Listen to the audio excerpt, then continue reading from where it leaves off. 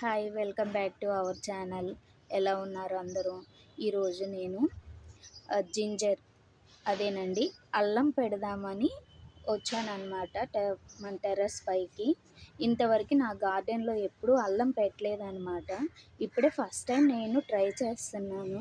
నేనేంటంటే దానికోసం ముందుగానే అల్లంని ఇలా 2 డేస్ బ్యాక్ నానబెట్టాను అన్నమాట. చూడండి, ఇదిగో ఇలా మొలకలు మొలకలుగా వచ్చాయి. ఈ మగ్గులోనే నానబెట్టాను. ఒక 5-6 కొమ్ములు నానబెట్టాను.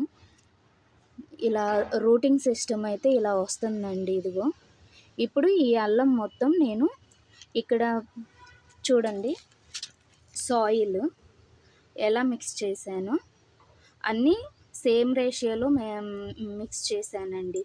కోకోపేట్, మట్టి అండ్ కౌ మెన్యూరు, ఈ మూడే కలిపి పెట్టాను అనమాట.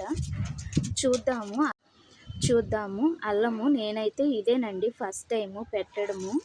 ఎలా వచ్చిద్దో చూద్దాము. ఎవరైనా ఈ అల్లము, నేనైతే బిగినర్నండి చాలా. ఎవరైనా ఉంటారు కదా అల్లం పెట్టి పండించి ఉన్నవాళ్ళు, ఎవరైనా సరే ప్లీజ్ నాకు కామెంట్ సెక్షన్లో కామెంట్ ఇవ్వండి.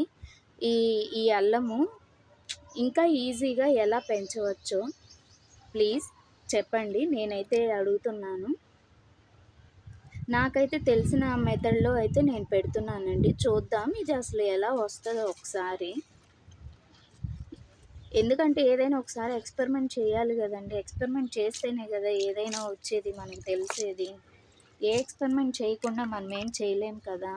సో నేనైతే ఇది ఎక్స్పెరిమెంట్గానే చేస్తున్నానండి. సక్సెస్ అయిద్దా ఫెయిల్ అయిద్దా అనేది whatever it may be, after that చూద్దాము.